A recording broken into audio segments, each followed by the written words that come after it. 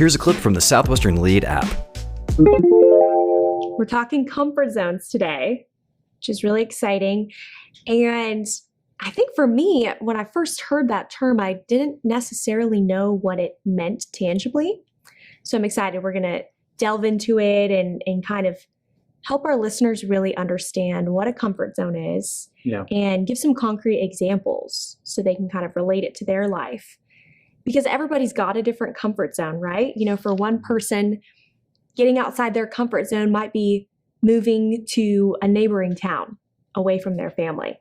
Whereas another person, it might be moving across the entire country is getting out of their comfort zone.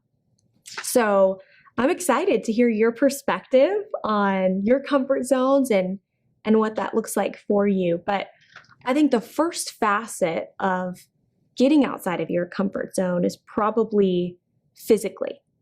So is there, or I guess tell us about a time that you had to physically get outside of your comfort zone and walk us through that, you know, how you dealt with it and what you gained from that experience.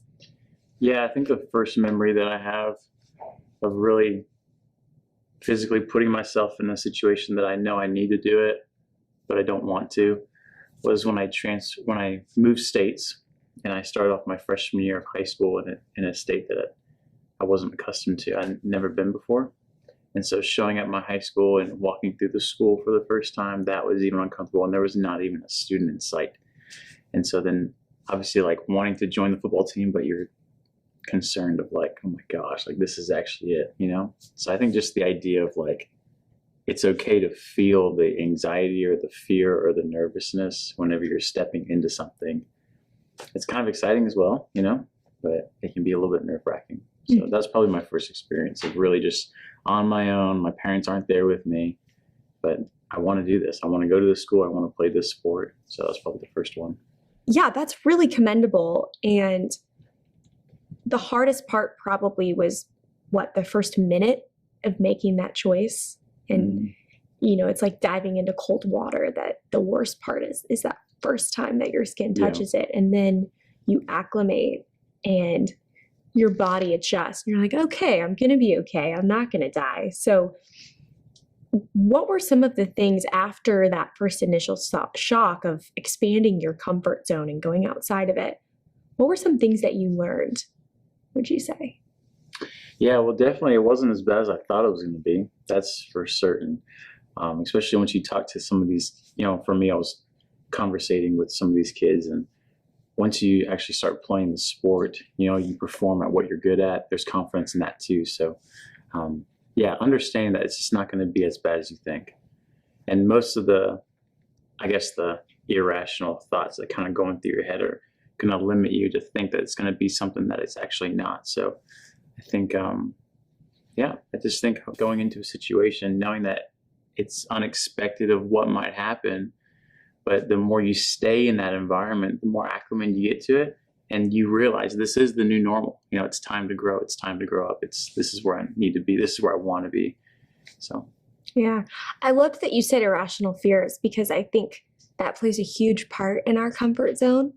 That we've got this little voice telling us crazy things. Yeah. Like I'm sure maybe a fear you could have had was, what if I have no friends and no one likes me and everyone hates me? Which is crazy, right? Like that's very not likely that that's going to happen. And so the ability to overcome those voices that say very extreme things, super important. Yeah, I think that really comes down to just, and obviously the older you get, the more you'll be able to catch those lies or those fears that are kind of subtly sneaking in. But it's really just self-awareness, recognizing that when you are finding yourself going off track of what your goal is to be, you know, like having a narrative that you speak over yourself. I'm going to be confident. I'm going to be ambitious. I'm going to be courageous. And if that's like your narrative, then these thoughts come in saying to you, you're not going to be this, or no one's going to like you, or you're too short, or you're too whatever crazy idea that it is. I think we get better once we realize those things coming in. And as soon as we can recognize it, we can correct our course and get back to being the person that we want to be. Mm-hmm.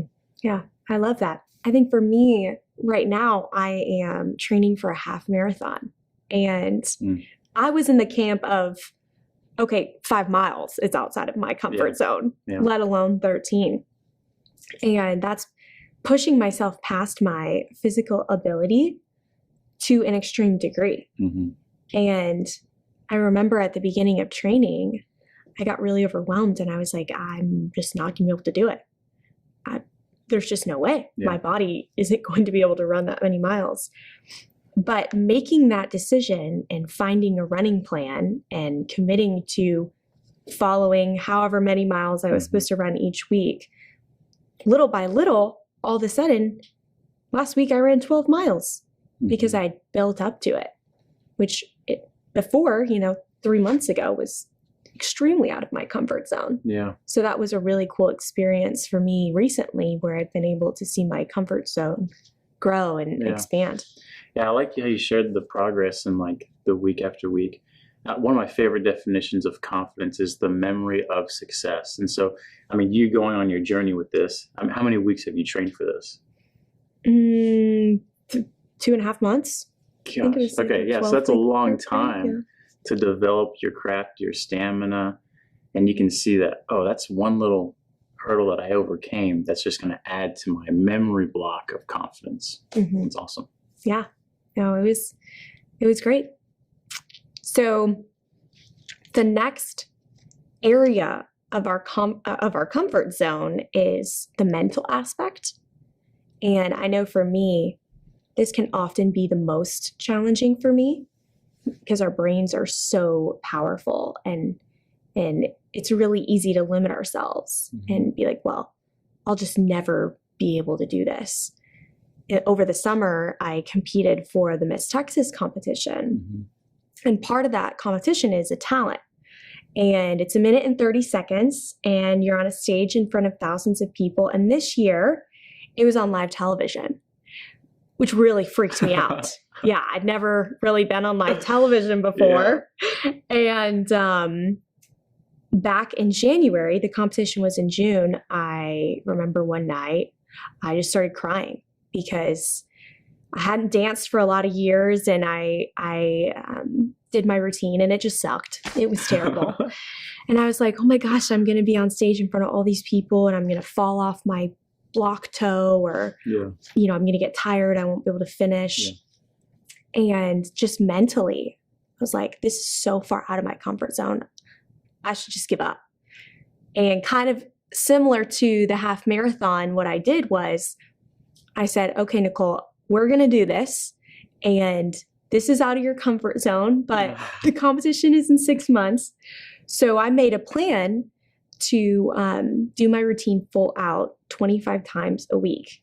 And so by that time, added up, I would have done it, hundreds of times. Yeah. And so I would know it so well that there was no chance I failed. Yeah. And I ended up killing my performance. That's awesome. And expanded my comfort zone. So that was a mental hurdle that I personally overcame. But what about you? What about, some mental challenge where you convinced yourself that your comfort zone was not something that you could get out of? So I've wrestled since I was in 7th grade,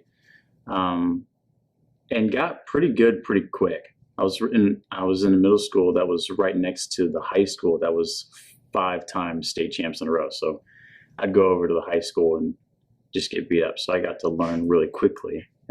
When you surround yourself with people that are better than you, you'll get faster, or you'll get better a lot faster. And there was a quote on the wall of that, of the wrestling room. And it said, if you want to be good, people that want to be good practice until they get it right. But people that want to be great practice until they can't get it wrong. And so I think that was like something for me. It was like, if I want to be good at this sport, I need to continue to just be in this environment. So eventually I did. I got pretty good. And then I found myself wrestling this guy named Michael Hooker at Father Ryan, a private school here in Nashville. And he was ranked 3rd in the nation, and I was ranked 3rd in the state. And at the time, I was very accustomed to being in a gym where everyone's watching the mat that I was on, whether that was the finals match or just a big semifinal match. But for some reason, this match was totally different because he was ranked nationally. I've never faced anyone that was ranked nationally before. And I found myself going over that quote, like, if you want to be good, then you'll practice until you get it right. But if you want to be great, you'll practice until you can't get it wrong. And I just found like myself going back to that quote, encouraging myself to get into this environment of like, this is the new normal for you. And just raising that, like, oh, maybe that was a narrative that was speaking over myself. Like, you can get accustomed to this because this is the level that you should be at right now. So that was a time in my life where it was like, man, this is so overwhelming.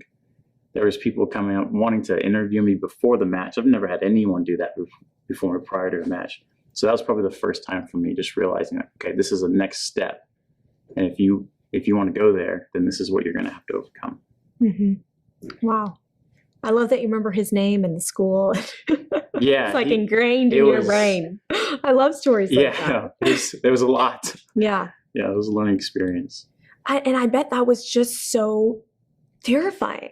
Yeah. Being in an arena completely different from what you were used to, and you're facing this guy that is really good. I mean, third in the nation is kind of huge. And so it'd be so easy for your brain and your mind to say, yeah, there's no way we can do it. I mean, this is so far out of our comfort zone. Yeah. And so I loved that you went back to something that you knew and that you saw that quote every day and, you're familiar. And that's what came to mind of this is who I am. Like, this is the caliber of wrestler that I want to be. And so you just stepped up to the plate and grew your comfort zone. Yeah, I think it's important for, depending upon like your circumstance or whatever comfort zone what the challenge is like recognizing what is success at that moment for you. So for me, like when I was on that wrestling mat, I knew that it was probably like, unless I just hip tossed this guy and threw him to his back, I probably wasn't going to beat him. But success for me wasn't beating him. Success for me was being able to go out onto the mat and not wrestle to not lose, but wrestle to win. Like having the mindset of like, I'm locked in to give it my best, not just, I just want to make sure I don't get pinned. Like there's a completely different mentality. And same thing for you when you're on stage and they're filming you and it's live television. Like, are you out there just to make sure you don't mess up? Or are you out there really to give it your all? Mm-hmm. So I think having that mindset of like, this is my comfort zone, and this is really uncomfortable for me, but success for me in this place is really giving it my best. I love that so much. And I think that's a recent realization I've had for my life, where I almost will applaud myself for doing hard things or getting outside of my comfort zone, but it's kind of the bare minimum mentality. Yeah, this was my third time competing at Miss Texas, and in years prior, I just wanted to survive. And I was like, well, I'm getting on stage and doing something, so that alone is good, and I'm getting outside my comfort zone, which is a first step. But taking that next step and saying, well, not only am I going to get on stage, but I'm going to have practiced so many times that there's not even a chance that it's going to go wrong. Mm-hmm. Like I want to kill this and, mic drop when you leave, as opposed to just making it through. Yeah. So, and that's, there's so many different parts of breaking your comfort zone, but that's a really cool one that, once you get into the habit of breaking your comfort zone or expanding it, then you can take it even further. You say, well, now I'm outside of my comfort zone, but how can I do this to the best of my ability and really want to win, you know? I remember there was a friend of mine, this is when I lived in Colorado, and I was in 8th grade, and he was a sophomore in high school, at the high school that was the best in the state. And my friend Jordan was in the state finals, and he won it as a freshman too. So it was expected almost that he was going to win it again his sophomore year, junior year, and senior year. He ended up doing that. But in his state finals match his sophomore year, his girlfriend came up to him and said, like, good job, you won, congratulated him. But later on in the conversation, he later told me that when they were driving home that night, she said, I think you could have done a lot better. I think you were scared of losing rather than more excited about winning. So I think that's something that's just a great reminder for both of us in the situation of when we're in our comfort zone, don't allow the fear of losing be greater than the excitement of winning. Yeah, I love that. It's great stuff. Really great. So the last part of our comfort zone is kind of this emotional piece, which I think is a little bit more nuanced and a little bit harder to think about in a tangible way. So maybe talk to us a little bit about something recently or at any point in your life you've experienced where you were emotionally uncomfortable and had to work through that to expand your comfort zone. Yeah, totally. Yeah, this was just going into relationships. I mean, it's emotionally uncomfortable for me to apologize and just to accept it. And that's something that's really hard for me. I mean, I was talking to my mom a couple of weeks ago, and she apologized for something that she did that to me that I had no offense towards. But for her to recognize that, it almost like it really brought our relationship even closer. I think that sometimes for me, it's recognizing that when I have to admit of something that I did that I know wasn't the right thing to do, whether it's leading people, like sometimes I allowed my personal goals to get in front of or to be more important to me than the people that I'm leading. And so having to apologize to my team, it's almost like having your parent apologize to you, or you grow up and you think your parents are perfect, you know, or we think our leaders are perfect, and then they end up apologizing. You're like, wow, well, they are actually human. But too, it just really humbles the leader, it humbles the parent. Just like, man, like I did mess up. I did put my self-centered desires before you, and that's wrong of me. So I think that is an emotional struggle for me, is like putting the pressure that we think leaders have to have all the answers and we have to do all the right things, but recognizing that humility is being able to recognize when you fall short, but not letting that stop you from becoming the leader that you want to be. Mm-hmm.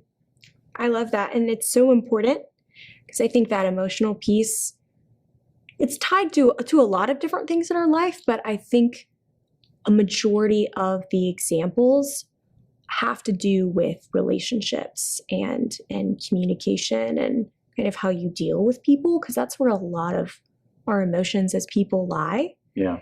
And the ability to apologize seems so simple, but it's not. It's not. And a lot of people haven't mastered it.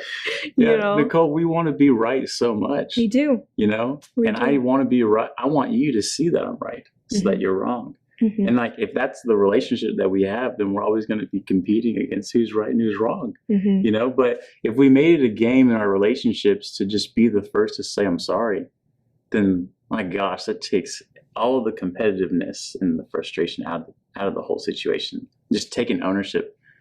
I mean, I have so many memories of watching my parents apologize towards each other, and they end up crying because they knew where they went wrong. But there was such grace and mercy that there wasn't anything that took over, you know? Yeah, totally. And I think for me, kind of in that same realm of expanding my emotional comfort zone is confrontation. I am maybe the least confrontational person you could ever meet because I'm super easygoing and I hate causing problems, making waves. But at the end of the day, if you let people walk over you, eventually it's going to catch up to you. And I've got 2 roommates, and they both work at an office, and I work from home. And I end up picking up a lot of the different things around the house. And one of my roommates in particular would leave her dishes in the sink every morning, and I'm happy to do them. You know, I would just do them. But then after 4 months, I was like, oh, this is kind of getting a little bit annoying. But I was like, I'm not going to say anything because I'll just do them. And then I kind of had to sit down with myself, and I was like, Nicole, you care about this girl. You value your friendship with her. And this is going to be really hard for you to sit down with her and say, hey, Maddie, you have to do your dishes in the morning because they're your dishes. And, you know, and it's not really fair for you to not even ask me to do them for you, you know, if you had a busy morning or just assuming I would do them. And it was really difficult for me because in my mind, it was causing a problem Yeah. and very emotionally taxing for me. But we ended up having the conversation, and she didn't even realize that she was doing that, right? Because I think people at their core are good people, and she wasn't trying to be malicious. But it was so great I said something, because then I didn't get resentful at her, Yeah. being like, ugh, she's leaving her dishes on purpose for me Yeah. every morning, after months of it building up. And it really strengthened our relationship and our friendship. Yeah. And it was a really great way for me to expand my comfort zone Yeah. in an emotional way. Yeah. That's so great that you did that. I think sometimes when we hold it in too long and we don't have the courage, the root word COUR of courage means to speak from the heart. And so when we do have the courage to be able to do that, it avoids this artificial harmony. Like if you continue to do it, and she had no idea, right? She had no idea that was going on, but you had this, like, oh my gosh, like, is she ever going to get the hint that I'm doing this for her, But the fact that you did that, it totally cleared out all the artificial harm that could have been there. That's awesome that you did that. Yeah, totally.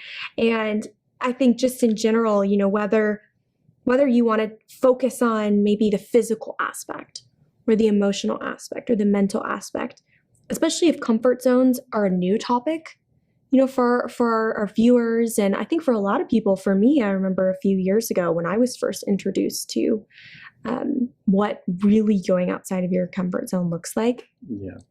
I think it's just acknowledging that in your life and maybe choosing one aspect to focus on. How can I push my physical comfort zone this month?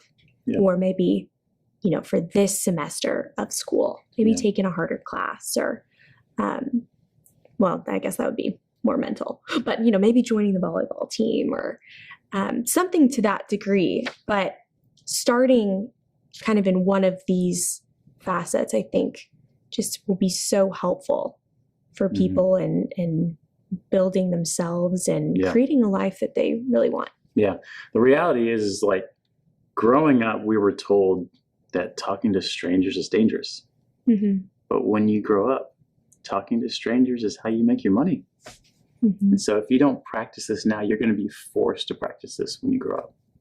Yeah. No, thank you so much, Camden, for joining this conversation. And I think kind of to tie it all up in a bow, one of the best things about comfort zones is that every time you expand it, it gets just a little bit bigger. Yeah. And so it starts here. And then, for me, with my half marathon training, I ran 2 miles and it got a little bigger. And then I ran 5 miles and it got a little bigger. And then all of a sudden I ran 12 miles and my comfort zone grew as I grew. And so scary, daunting things become way less scary the more that you expand your comfort zone and allow it to grow as you grow, which is really cool. Yeah. Yeah. I had that experience. I think skydiving was the biggest thing for me. Like, oh my gosh, like that was so emotionally, physically, and mentally. I mean, it was just an experience I've never had before. And I did it and I freaked out and I screamed. And then after 15 seconds, you're falling still, but you're like, wow, this is the most beautiful thing I've ever seen in my life. And then I went again, and I mean, it was still nerve-wracking, but nowhere to the extent of where it was the first time. So yeah, I mean, the more you do something, you can have an expectation that it's going to get bigger. It's going to grow the more that I do it. Totally. It's what helps us grow as people. Yeah. So thanks for joining. Loved all your insights. Southwestern LEAD is an international leadership program that helps you build skills, gain confidence, and discover new opportunities. With professional coaching, a world-class digital learning platform, and certifications that will enhance your resume or application, LEAD sets you apart. We'll show you how to turn success principles into success habits through small group training, one-on-one coaching, and guided action plans to help you apply what you're learning. It takes more than academics to reach your goals. See what one of America's oldest leadership training programs can do for you. Visit southwesternlead.com.